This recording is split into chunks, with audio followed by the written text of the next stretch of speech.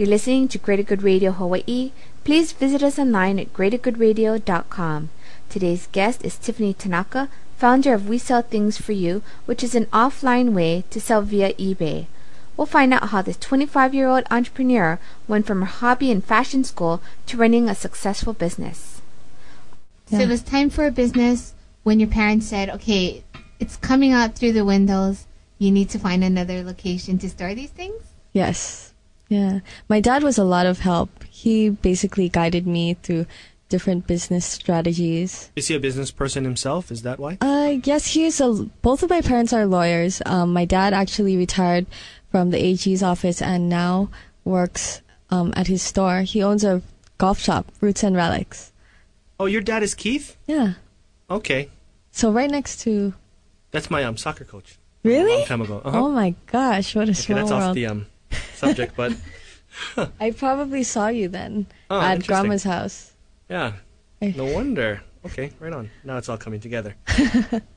Interesting. Okay, great. So he was totally in support of your business. Mm-hmm. Did you start selling some of his golf clubs since he does that?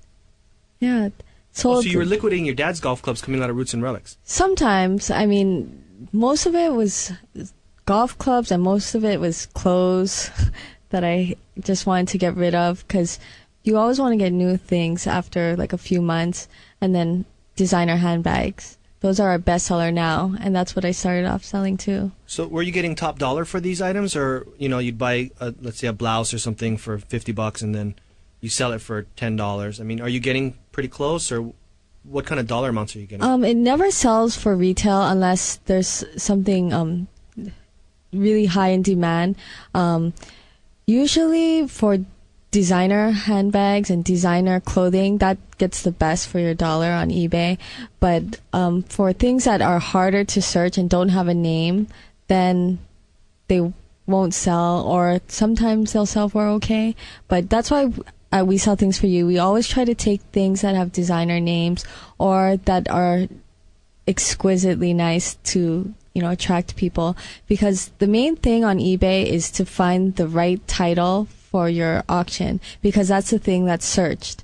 If you put in bag, millions of bags are going to come up. But if you have Louis Vuitton bag, then at least it narrows it down a little bit more. Or even like Louis Vuitton and then whatever that bag is maybe called, right? Mm-hmm. We also started doing iPods. Like, I research a lot on eBay. I can spend like 23 hours out of the 24 on eBay. Mm-hmm. But long ago when the mini iPods first came up, it was really high in demand and the stores didn't have it. So you can buy them for, I think they were selling for like $2.99 then, but they were selling on eBay for $600 depending on what color you had. I know the pink one sold for a lot. So we started off that way too. We were just ordering it from the mainland and getting it and selling it. Yeah. Huh. So what about now then? If with the iPod minis, they're kind of going out, you have the now nanos. It's the nano, yeah. So you're buying and selling the nanos? I was looking into it. Right now, I think Apple was pretty prepared this time to stock it in their stores. Yeah. Mm-hmm. Seemed like they had it in stock these days. Is it because your business you could order in bulk? Is that why they would service you as opposed to just somebody else? No, it's just I just bought regular iPod minis for $299, but they would still sell for $600.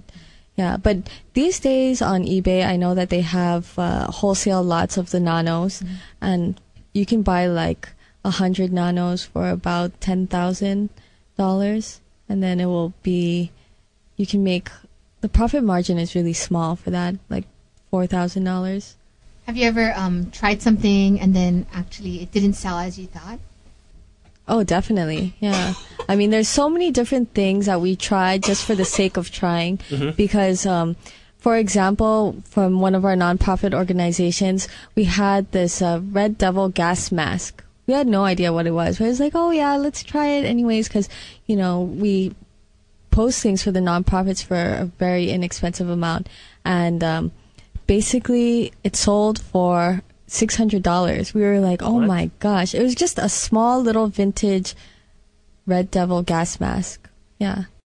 Thanks for tuning in. Stay tuned for more on Greater Good Radio.